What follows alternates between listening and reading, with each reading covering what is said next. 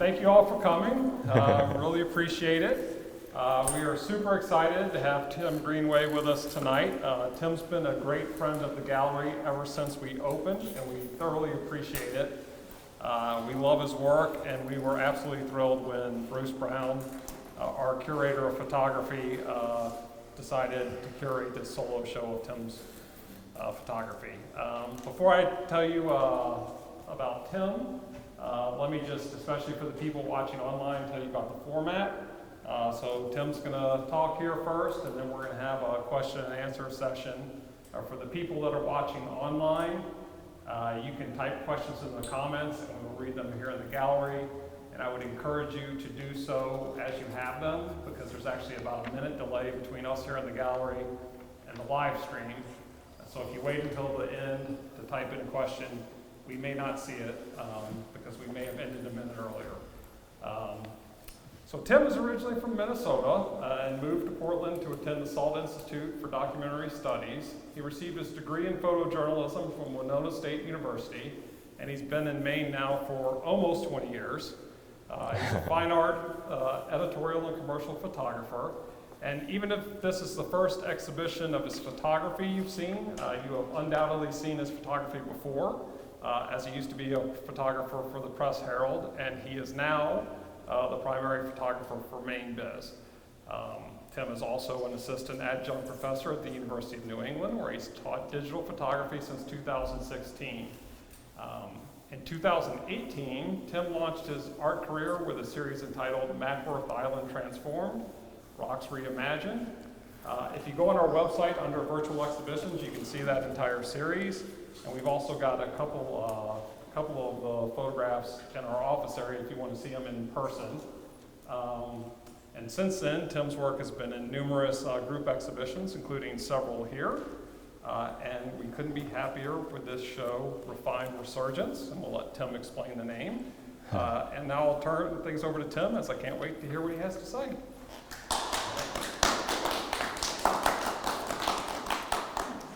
Thank you, John. I appreciate that. So, thank you all for being here. So I'll talk a little bit, take some questions, talk about a little bit how I got here.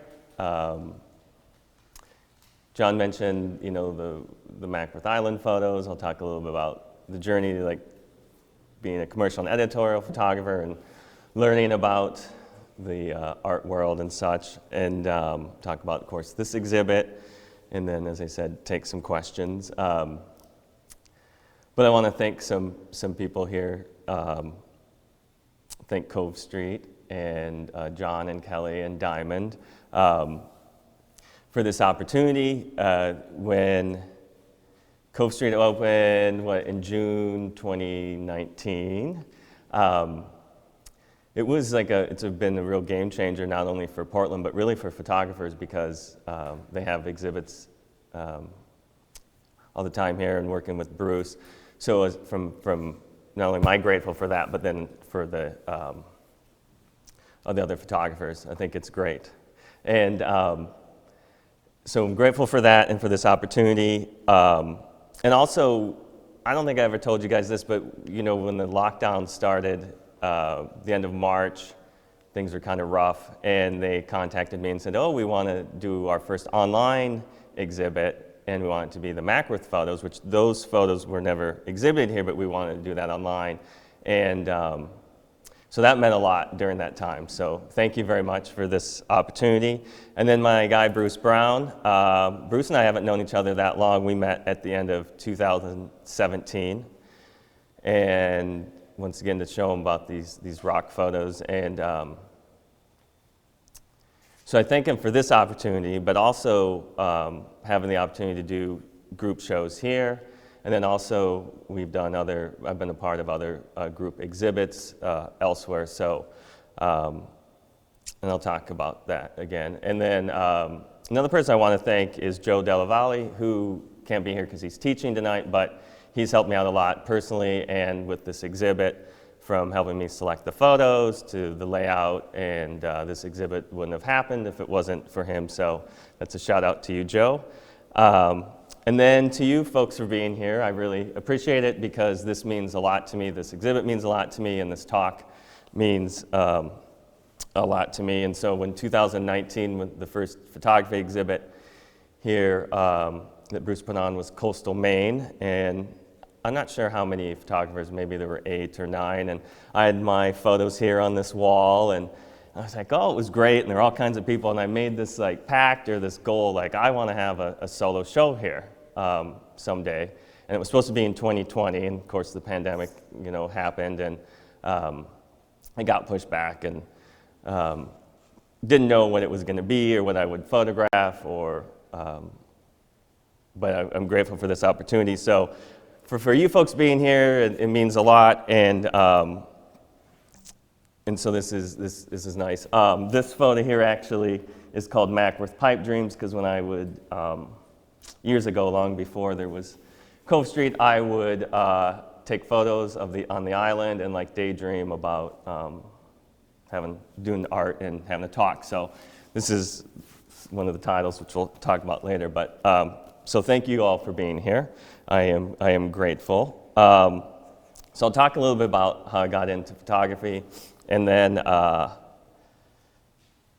about that. So I grew up, as John said, I'm from Minnesota, but I grew up in a really small town in rural Minnesota, less than 1,000 people.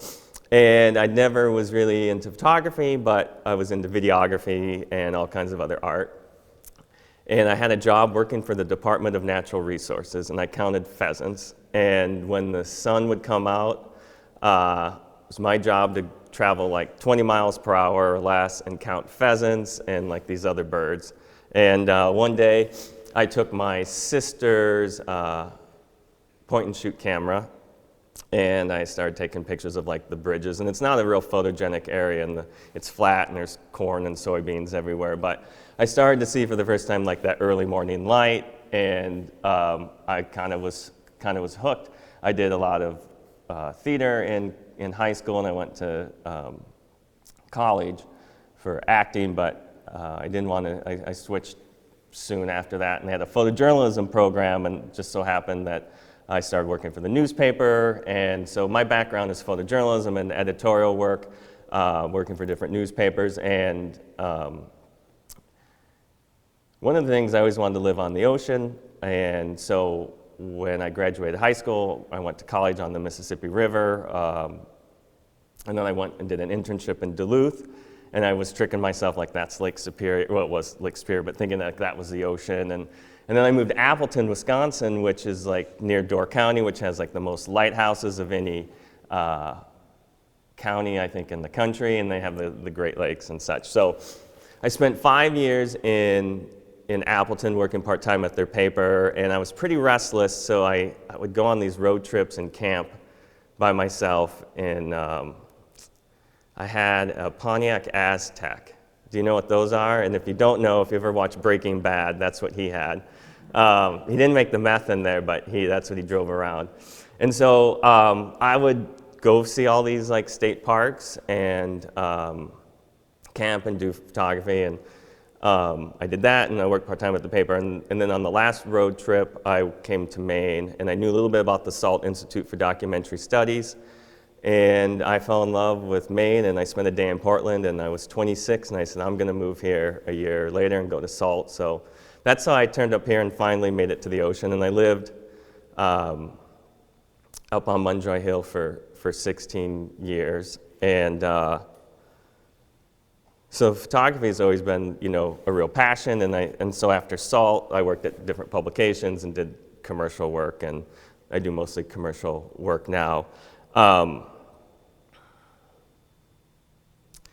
So then, a few years ago, hit a rough patch, well, not a rough patch, hit rock bottom in my life, and a lot of self-destructive actions and behavior, and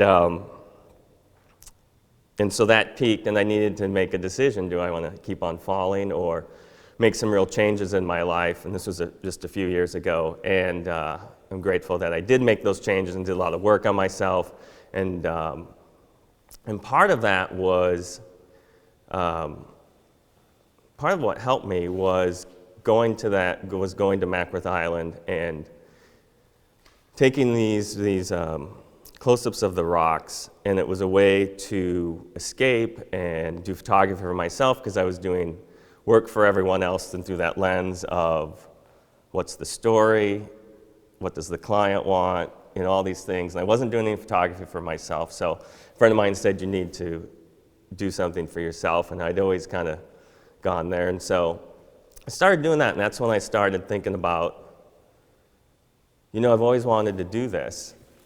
And I'd done other things. With some help from other people, started a publication, had done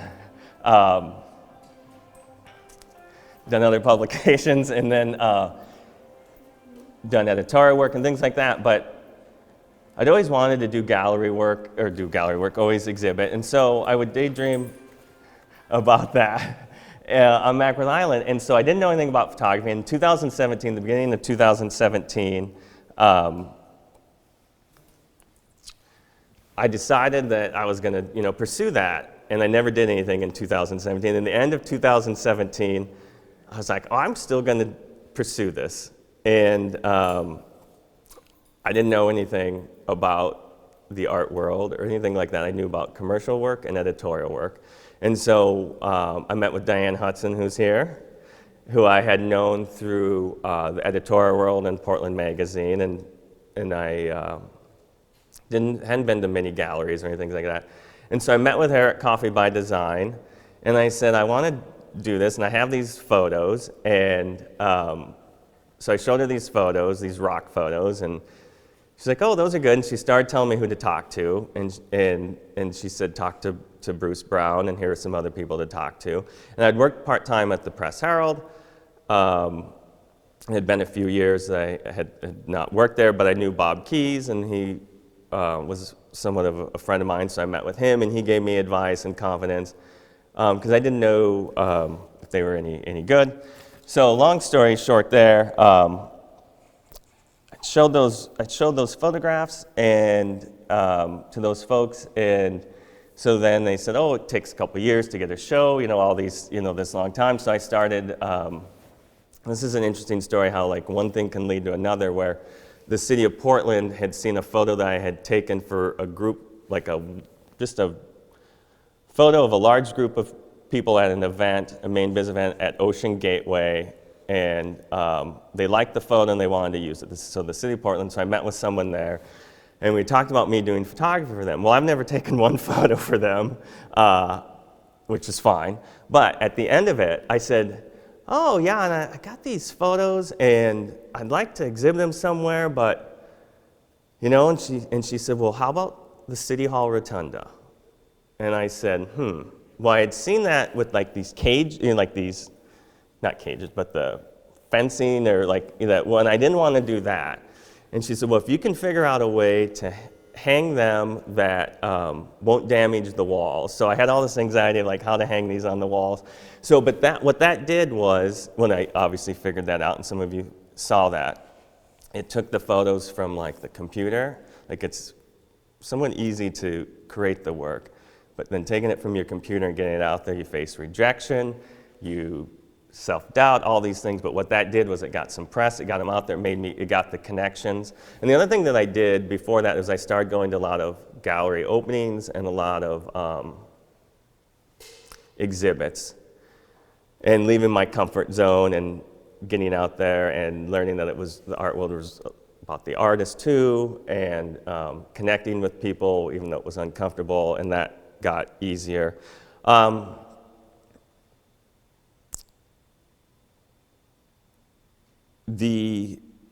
So that led to other exhibits, connecting with other photographers, other group exhibits, and then it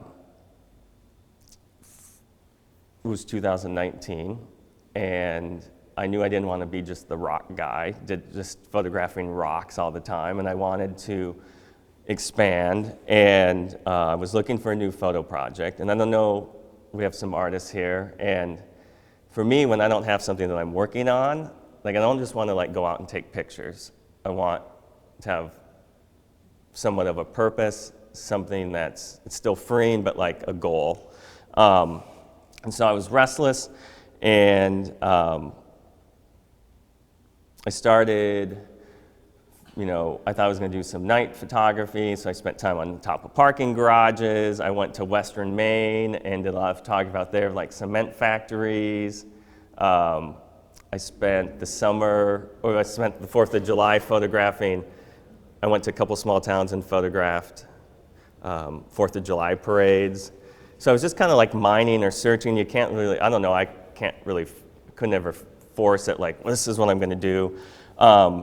One of the things one of the things I did also was I thought, well, maybe I'll do black and white photography. So I did some large format photography, and that didn't click as much. I think I was too impatient. I'd done black and white photography when I went to SALT and in college. So then I was restless, and I had done, part of the things I had done was photographing some of the construction and some of like I said, top parking garages. So then in the fall, I was going through the photos, and I was like, oh, I think I have like a theme here. And I always like the theme of like Portland's motto is called Resurgam, which is I shall rise again, which is why it's called Refined Resurgence. The refined is the oil, and it's refining, like seeing how you see something different, how we see things around us in a different way. And then the resurgence is the play on the motto of Portland,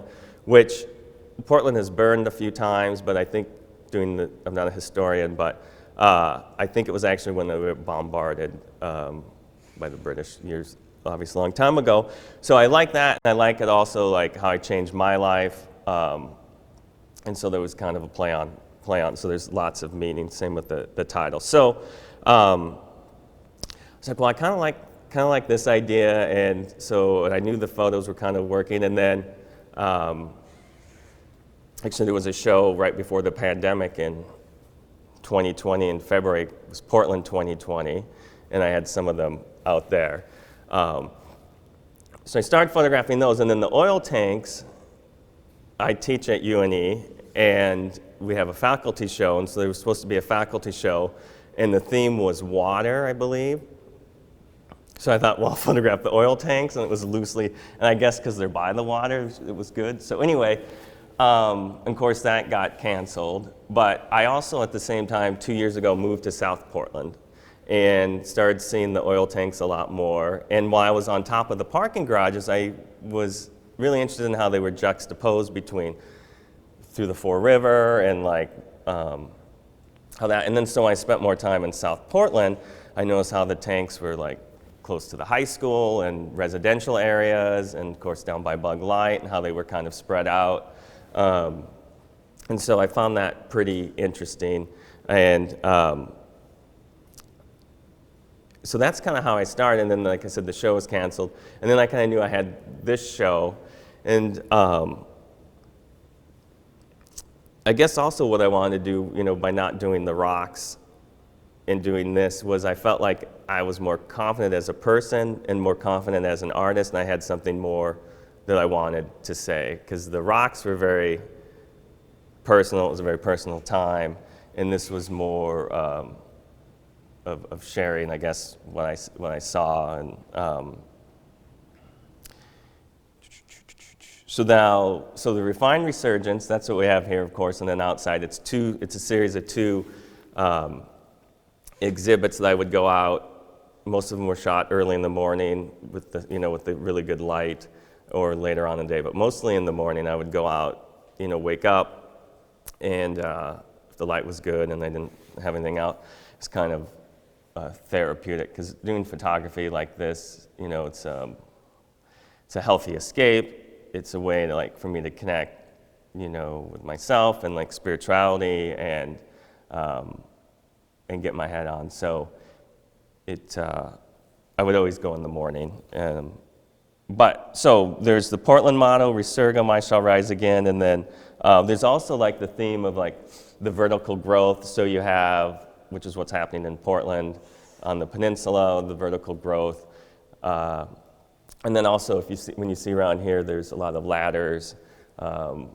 So which also makes for cool art and shadows. That's the other thing is doing the photography early in the morning, you get those shadows. And not only do you get the golden light or the nice light, but that's how you get the shadows. So page 2.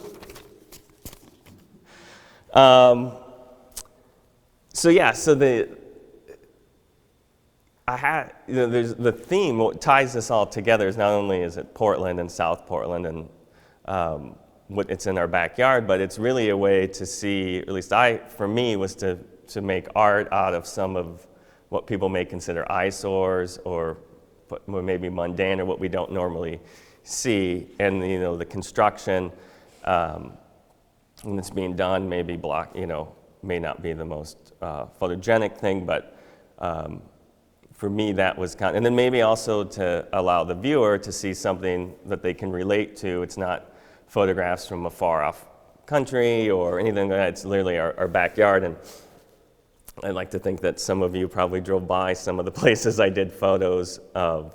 I know I did, getting here today. So they were created over 2 years. I lived up on Munjoy Hill and a bunch of different places for 16 years, and I would drive around and I would see all the change on the hill, and so I felt, I guess some of it was like my old photojournalism days, like compelled to do the photographs and document it. I went up on top of the Portland Observatory and did photos and all other places, and in the end, it became more of the abstract art that was selected, and same with the oil tanks, where it became less of like, oh, here's an oil tank, between the buildings of Portland. It became more of like the abstract, and that became the stronger work. And then the other thing, during the pandemic, during the lockdown, I was fortunate that I chose subjects that didn't go anywhere, because the tanks, were there during the pandemic, during the lockdown. I wasn't photographing people. That's the other thing, is I photograph people all the time for my commercial work and editorial work. So, and I like people, but I like to not photograph people when it's my own art. And part of that is I just like to get up and go do it whenever I feel that I need to or want to, and not have to arrange it. So, so I would go photograph the tanks, and then Portland was pretty empty during the lockdown, and so I could drive all around, and there was free parking everywhere, if you recall that. And there was nobody around except me, a few people walking, on the street, and then the construction was still going on, so there was the construction workers. So it was pretty nice to listen to music, and if you're a photographer and you drive around, you can relate to this, like, do I want to get out of the car and take this picture, or do I not want to? Well, I didn't even have to get out of the car. I could park in the middle of the road for like a whole song. I was listening to variety of music, but I remember listening. There's Rocket Man, another song, and I was listening to a lot of like Elton John, because I'd seen the movie that summer, and so I would just inch along, and then I wouldn't even have to decide. So I was pretty lazy, and that made it good. And there were no cops around, and you could just stop at intersections. And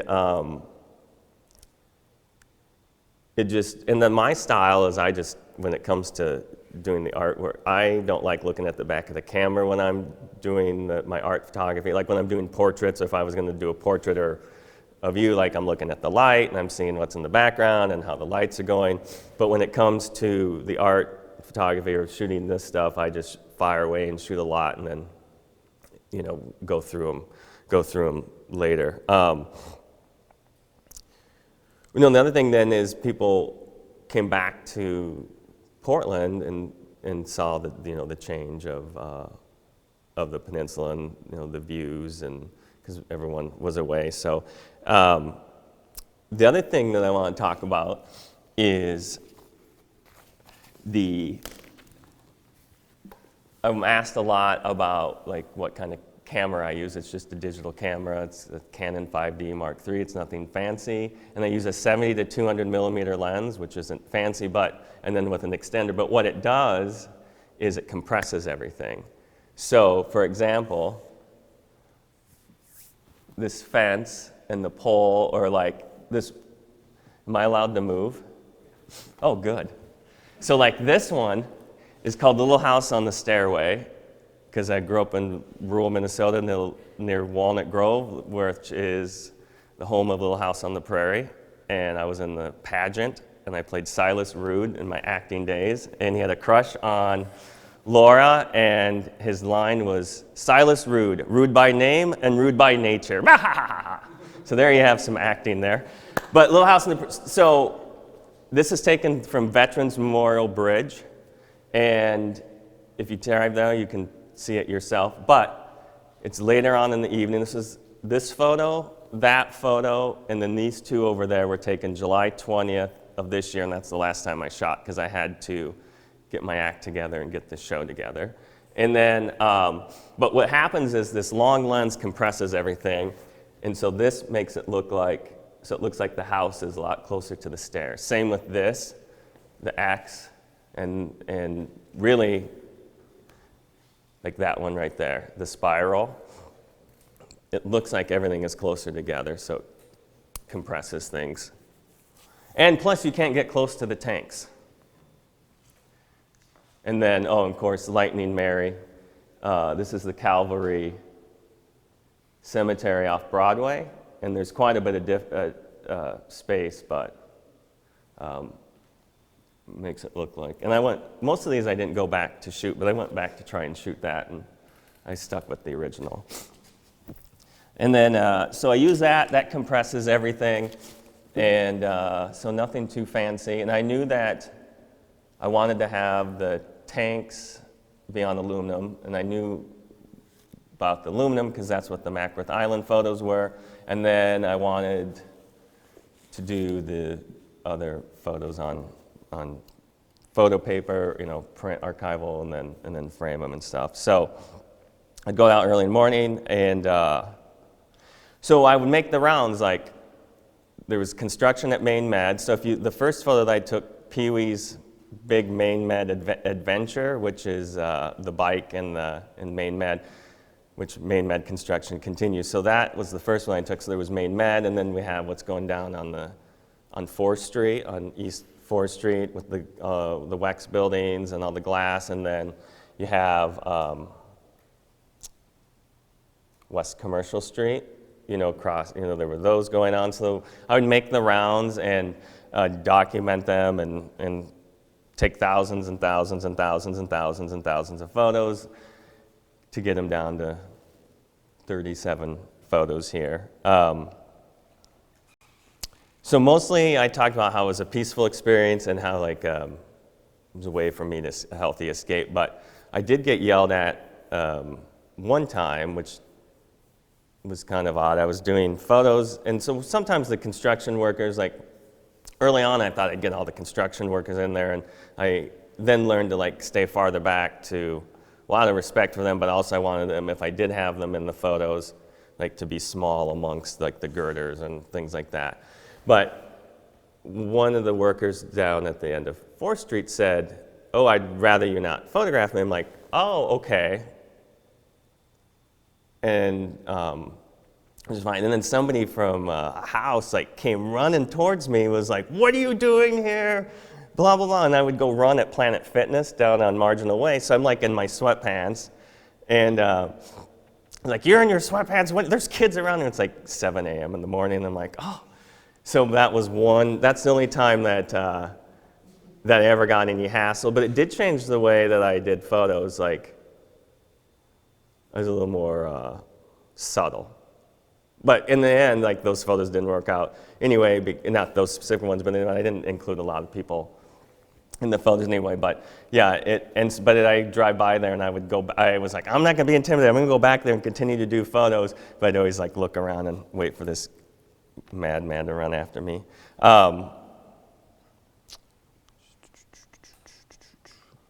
So I take thousands of photos, and then I'm attached to the photos, and I'm attached to what I've done more recently, and I think that's human nature. It's not just me. So how I've always done it, and I think it goes back to like my newspaper days, is I have other people look at the work, and I have it's like rank voting or whatever, so I'll have 5 or 6 people looking at, here's 50 photos and select your 20, and then what are your 5 or 6 favorites. So that's why I know, like, that blue one, climbing out of the blue room, Lightning Mary, just beyond Vacation Land, and then like, Little House on the Stairway. I knew that those, I wanted big, and then same with this Congress Street Hail Mary and these other ones. So that's how I select the photos, is I have other people select them. I knew that I wanted, like I said, that the tanks to be on metal.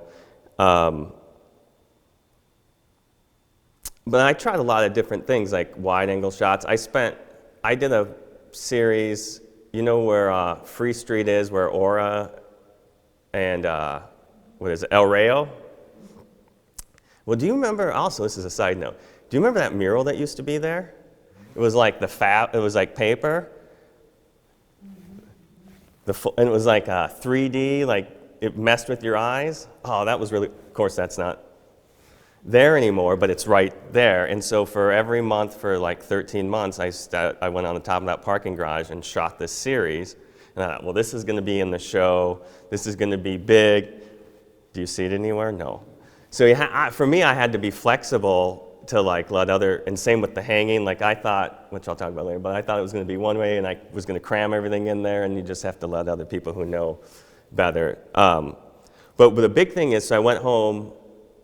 I did the photos July 20th, finished up July 20th, and I went home to Minnesota. My older sister got married, same sister that I borrowed her camera back in the pheasant days.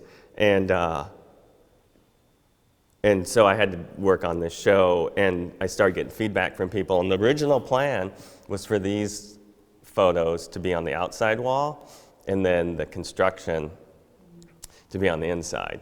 And I knew in the back of my mind, way in the back of my mind, that these were stronger images, but I wasn't, but I needed to get people's, so I got people's feedback, and they said, oh, we really like the oil tanks. And I said, well, which ones do you like better? Oh, we like both. No, tell me which one, I don't need, tell me which ones that you like, which series. So then I made that decision to change the whole thought process. And so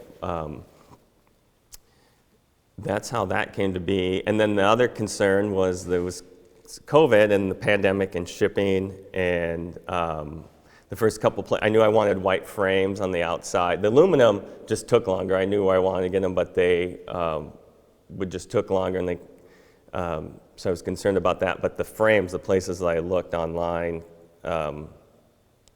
everything was delayed, and so there was some stress about that. But the other thing I want to talk about, and that people ask a lot about, is the titles.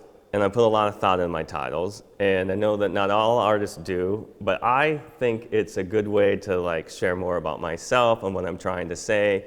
And so a lot of titles have multiple meanings, or have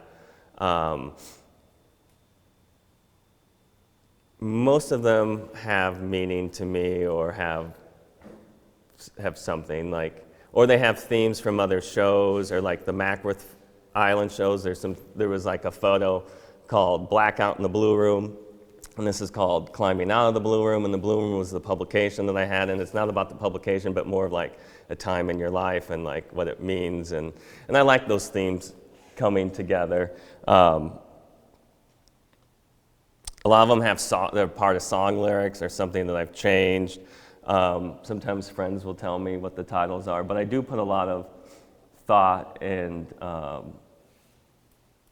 double meaning and such. So, and if you have any questions about the titles. And then I think that's almost it, but I was going to mention that, so I am working on some other work, I know, as this goes on. I think I'm going to take a break from the photographing this stuff, but went back to the Mackworth Island, do photos, which I hadn't done, and then I go home to Minnesota a few times a year, and it's funny, like, I say it's not the most photogenic place compared to, like, you know, the ocean in Maine, but they have these huge grain elevators, and they tower over these little towns. They're less than like 1,000 people, and it's not like the towns or the main streets are run down necessarily. They're just small and a little bit older, but these huge aluminum bins, and so it's similar to like that, like, you know, that photo there, and they have the ladder. So I have been photographing those, and they go back and do more of those, and maybe combine what I shoot in Maine and in Minnesota, and I think, I mean, that's all I got here. So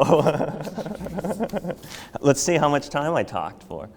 38 minutes, holy cow. Good thing I came prepared. But I did want to say, like, so like this one here, this is Shipyard. It's a window, but I think it looks like a body.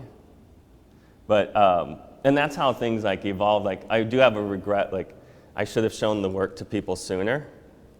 Not because I was shy about it or didn't have confidence in it, but what it would have done, it would have done two things. Would have said that the oil tanks were better and stronger. Not that and I love these photos too, but so to have it more space, but I would have shot even more abstract, because that's what was working. And then, so this is Mackworth Pipe Dreams. And then this one is Warped. This is right in front of the Spring Street apartments that I did that series on, next to El Rayo.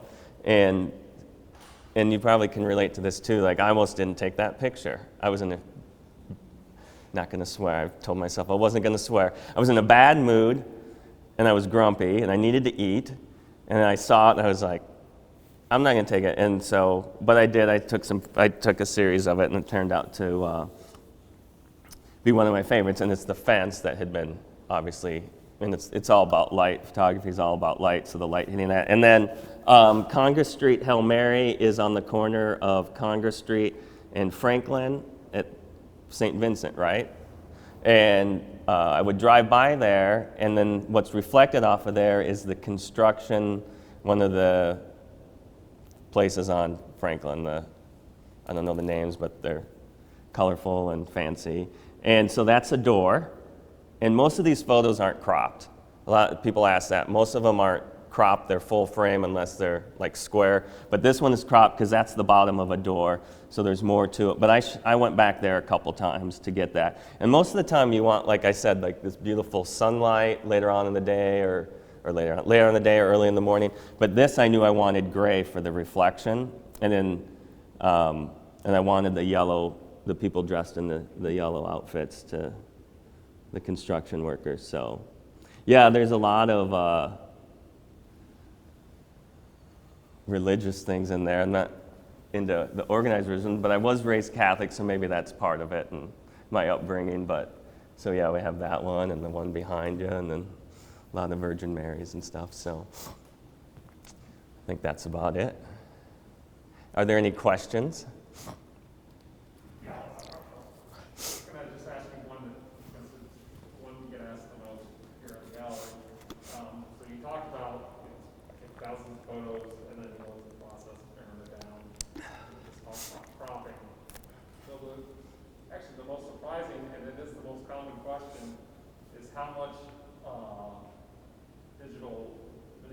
Oh, yeah. In the photos. And what I think is the most surprising is people keep asking if you're layering multiple photos on top of each other, or double exposure, things like that, especially I think of some of the abstract ones. Yeah, I take it all as a compliment because, well, they're just one photo. And I think when they are multiple photos, you should say that they're multiple photos or composites or whatever. So no, it's not that. They're just one photo. I think part of it is, like I talked about, that 70 to 200, that zoom lens, compressing everything, making it layered. So I think there's that. And then the color, I spend more time, adjusting someone's headshot or their portrait than these, because the color's already lovely, which is why I took it and why I went out at that time. But yeah, when people say that, and I heard that about other work you hear that, and I just take it as a compliment because these aren't, not a lot of time spent on these because the light's already great and the colors. So, and I think with the,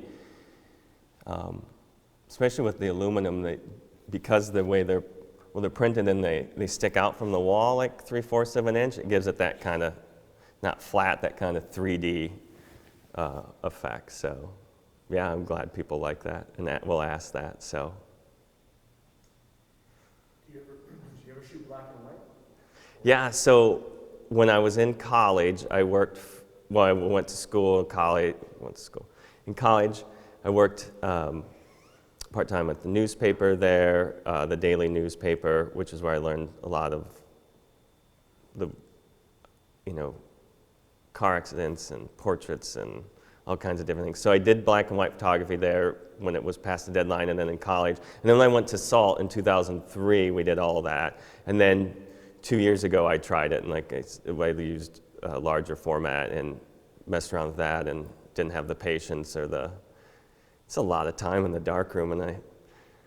So I have learned that, that's the other thing I say, like, I have a lot of respect for the people who print black and white and do all that, because it's a lot different than printing them printing them printing black and white prints, Yeah, but maybe someday. It's the only class that in college that, like the 8x, where you have to use math or like angles and stuff. Oh, I was horrible at that. Yeah, not good at the math. So, any other questions that you may have? TD? Okay, your work is beautiful, and I can see a lot of lines, a lot of squares, a lot Yes. of triangles, a lot of rectangles. It's like geometric, and with vibrant colors.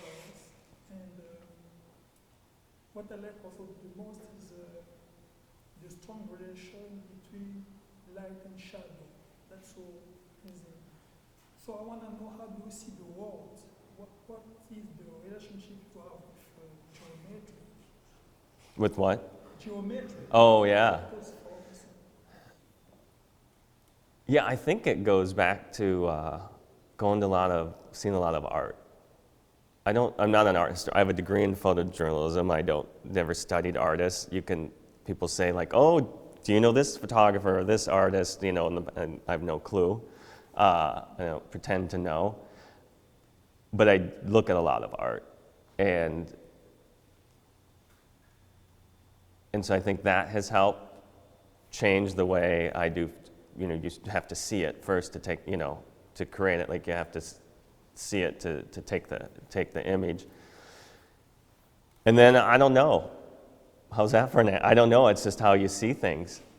For me, like I can say this. Like I would put my camera in the car and drive around a lot. Other times without, if I was going to a photo shoot or just going out and about.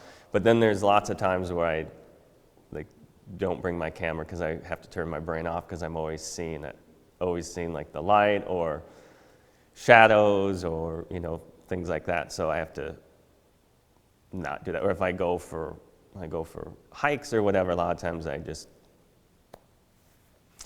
leave the stuff because I want to turn my brain off. But as far as I don't know, as far as of course the shadows, yeah, the shadows are, really helps make the dynamic of I didn't answer your question very well, but I'm sorry. Did I? I don't know. It's a good question. Ben, did you have a question?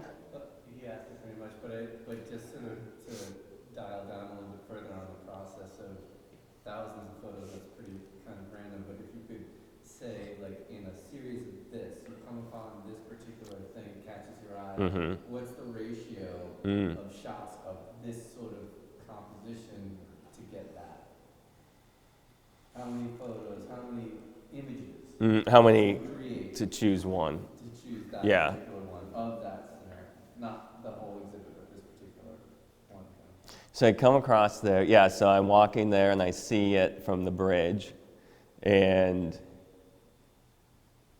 There's not an exact number, but it's dozens sometimes. And then sometimes it's, I took 3 because I didn't think it was very good. I didn't think it was a very good like opportunity for a photograph. But there, and there's still magic like with digital photography, like there's still magic. Like I remember clicking through and coming across that because I was like, oh, yeah, okay. You know, that I knew. But yeah, and you don't only take it like that. Do I take it not only from that angle, but do I show more of the tank? You know, do I shoot it vertically? Do I not include the house? Do I just have the stairs and the geometric patterns on there? So it can be, for the most part though, it's a lot. You know, it's dozens. So the follow-up to that, you get it home and you expand it and you see it on a bigger screen in the back of your camera. Do you ever go through the whole series and say, it's there but I missed it, and go back again? Yeah, a few times, but a lot of it is, this one, and that one, and the blue one, because I knew it needed to be the specific time. But a lot of it is, and that one, the spiral. But a lot of it is, on the other hand, man, I took 50 photos of this thing, right? This is kick-ass, right? Man, and I get home, and it's not because I shot it wrong, it just isn't any good. You know, and you're like, oh. So that's why I let it breathe a little bit. I don't look at the photos right away. I mean, I do when I do like editorial or commercial work because there's deadlines. But for that, yeah, I do I let it breathe so I'm not so attached to it. You know, and then you narrow it down, you whittle it down, and you whittle it to the point where like, okay, and then you have other people look at it, and then they give you the feedback of, and I'm not attached, like, if you're gonna do this, like you have to have a thick skin and want it bad enough to face rejection, and then when your peers look at it, are like, no, I want you to be honest because I don't want it sugar-coated. I don't want to hear it. You know, I want to see what's working or what doesn't work. So, but yeah, that's the other thing. Like as I mentioned, and I saw some people nodding. Like to create is great, and for me, to create it is the escape and is one thing, but getting it out there to the world and to the people then is what inspires me to create more. Like that's the fuel of. And that's the drive that I, to get it out to people, because then it's pretty cool, like to do photos now to think like this could be somewhere, because for a lot of years there wasn't a lot of hope and a lot of much. So, so that's exciting to do photography now, that there could be the possibilities. But yeah, it's scary and getting it out there and you face rejection, but the passion overcomes the fear, I think. So, yes? So I've noticed that in a lot of your photography, texture features very prominently, but I also noticed that most of your photos are in very, very clear, sharp focus. I don't know much, I'm not good with the technicalities of photography, but how do you achieve both of those things where you have uniform sharpness and uniform sort of like, very detailed texture? That's an excellent question, and I was going to mention that. So when you, not to get too but there's this called the aperture, and the aperture controls what's in focus and what's, and so the zoom lens also is going to make, like if I were to photograph you with the zoom lens, it's going to make the background, it's going to be naturally make the background more out of focus. And so you use that for sports, and sometimes you use that for headshots or portraits where we want that background out of focus. So naturally, like the one behind, or any of, any of these, like Lightning Mary, if you have her in focus, but you want the background in focus, so you use a higher aperture. So I'm using like an aperture of like 13, 18, which makes everything in focus, instead of, like I said, the background out of focus. And so, and that's why like the shadows are a little crisper, I think, or like once again, the perfect example is the spiral one behind, the ladder going across. Yeah, and I am always into angles of like, and this kind of answers your question, getting back to TD, is like lines coming out of the corner. It's kind of basic, but I tell my students that, like, whether it's a road or coming, and so you'll see a lot of that. Like, and this one's called Evan's Brontosaurus, and that's named after my nephew Evan, who loves dinosaurs, and he's back in Minnesota. And like here, and so you see, the lines. Actually, a lot of them, you have the lines, and so. And then another thing that people have said to me is they're not sure what to think about these photos. I mean, they like them, but they're not sure if they should. And I think that's great, because especially these oil tanks, it's because, they're not ideal, they smell. They painted some of them years ago, which I'm glad, because it makes for great art. But they're compelled to, like, I don't like these, but then you did these, and so it's like there's this tug of war of like this conflict, and so that's a good emotion, I think, to have. And for me,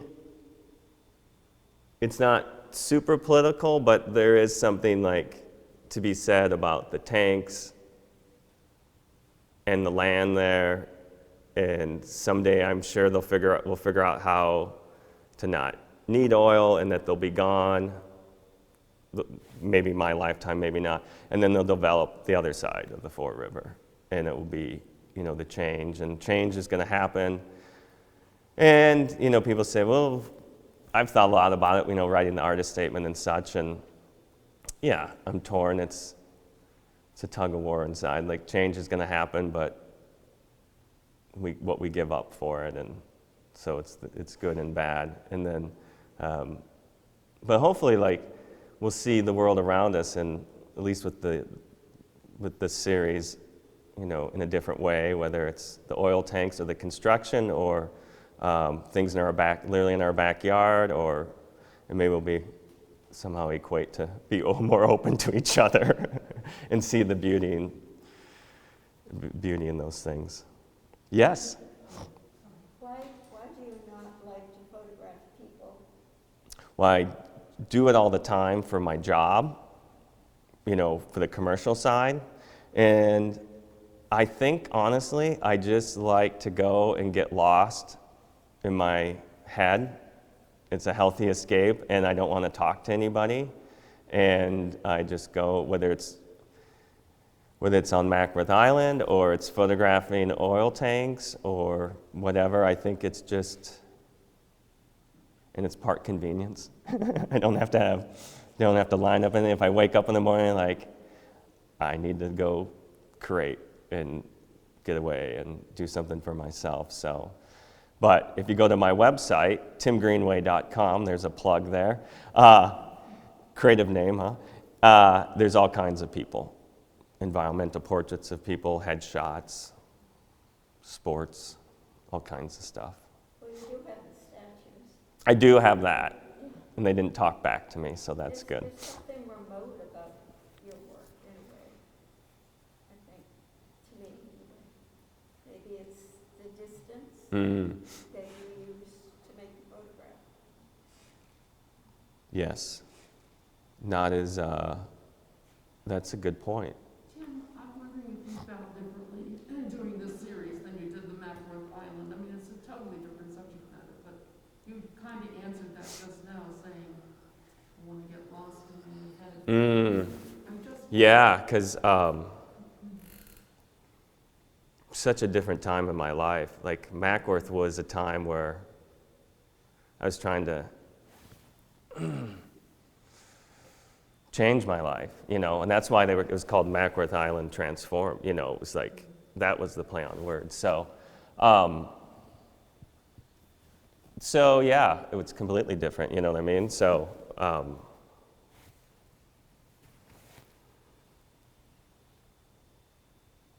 yeah, because I knew creating these, there would be more of an outlet. You know, there was, but yeah. Yeah, Mackworth Island was, doing those photos was just such a different time, and like no expectations. That's the word I'm looking for. Yeah, there were no expectations. It was all just a dream of like, oh, sitting here tonight and doing this was like, oh, someday I'd like to do that, but how do I do that? And so I would just do it.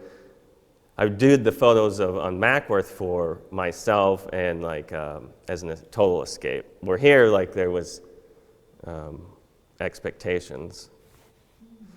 The like, you know, you have like there's the band who has all their time to do their first album, right? They have all their time, and then their sophomore album, their second, like, and which was what this show was, because I had the show here, and it was supposed to be in 2020. It got moved back, but I didn't know what it was going to be. I had something I wanted. I was like, what's it going to be? And so there was expectations on myself that it would still be as good, if not, you know, better. And I knew along that I was going to have huge photos that were going to be big and colorful when I was doing the tanks, and that we're going to, you know, make an impression and use the space that I hadn't seen before, like, you know, that I hadn't seen the space before used, this space. And then, but another thing that I was going to say is I had more to say. Like I said, I was more confident now as an artist and as a person, and that I had more to say, I guess, as an artist and what was going around us, instead of just these close-ups of rocks that didn't say much except about the titles had meaning to me. So, yeah. So challenging yourself in a different way with this. Yeah, not just staying with the same subject. And I think that's what I'm trying to find. And now I think also I'd like to return to more of like the documentary photography. I don't know what that's going to be or what I'm going to photograph, but I'd like to do that back to what I used to do really a lot of, and was photographing people, but not telling them what to do. That's the thing, when you photograph it, you tell them, turn this way, do this, put your hands this way, look this way, smile on 3. Where here, you know, if I did that, it would be just more of the documentary photography. And And then they worry about how they look. oh my goodness, no one worries more about it than the people, yes. Yes, indeed. Yes, that's and I know how that is. But yeah, it's all about evolving and challenging yourself. And yeah, like I said, I didn't want to be the rock guy. Just keep on doing the rocks. Although they were successful and sold and stuff, so, and you can find those at covestreetarts.com. TD. The statue of Mary is Mhm. a strong symbol for millions of people all over the world. And was it for you intentional to include Yeah. the method balance? Yeah, it goes back to like being raised Catholic in that really small town, and I'm not really into organized religion now, but my faith and spirituality is extremely important to me. It's like, so I think that symbolism too, and like the change of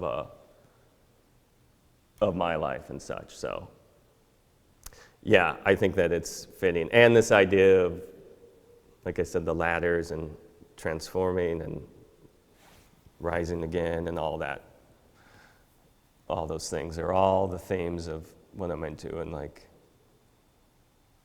yeah, so definitely there's that. And it makes for good art. But they wouldn't be there if those cemeteries weren't next to the oil tanks, right? Or that was an inside, you know.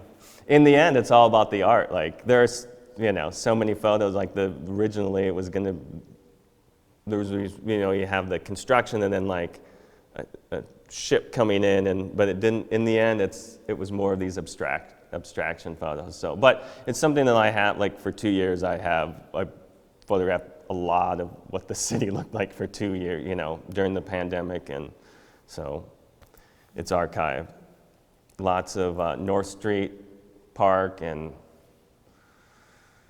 like I said, parking garages. And Bruce, what do you think? What's that? I'm just very moved by what you've managed to accomplish visually.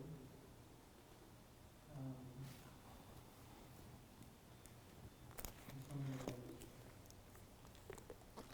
Well, thank you. I owe a lot to you, so I appreciate it. Let's see here.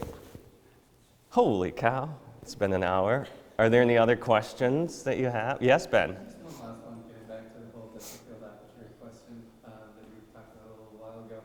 You use that with great power in some of these, where you take the foreground and the background and you use the lens to compress it. Was that a conscious decision? Because this, like the Lightning Mary, and again, I keep going to this one, which was not one that was high on my list when I first saw the exhibition, but now it's coming out, it's popping out in a huge way, maybe just because I'm sitting at this angle, but did you make a conscious decision to have those elements, like the element of Mary, right up against sort of like almost commentary on how Foreign was developing? Yep. Yeah, I think from a practical standpoint, it's the only way you could get the, you know, because it's from a distance. But yeah, everything. There's hardly any photos or no photos that were shot with a wide-angle lens. You know, it was, and so that I shot on Easter morning. Which, like that one is Lightning Mary, and so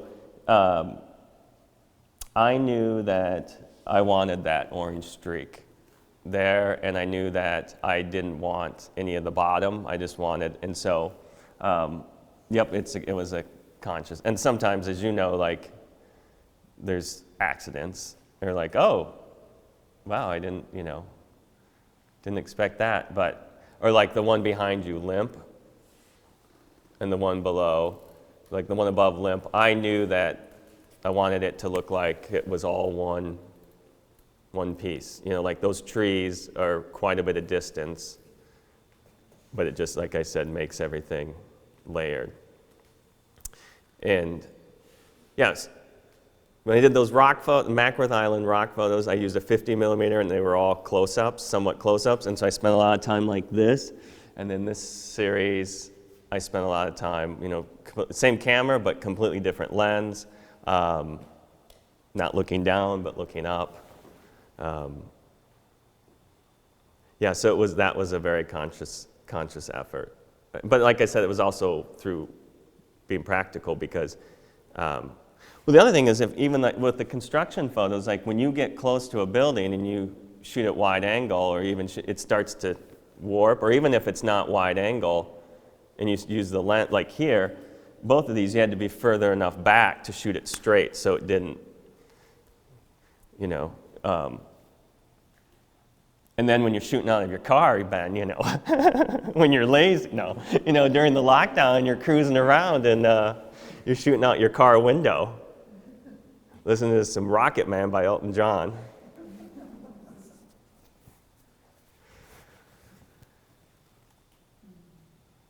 What do you guys think? Any other questions? Okie dokie. Well, thank you all for, well, if anybody watched at home or if you watched it in the future, thank you very much on Facebook. And thank you all for being here. It means a lot, as I said, because this exhibit means a lot, and the art thing means a lot to me, and this talk means a lot to me. So Means a lot to me that you guys are here, so thank you.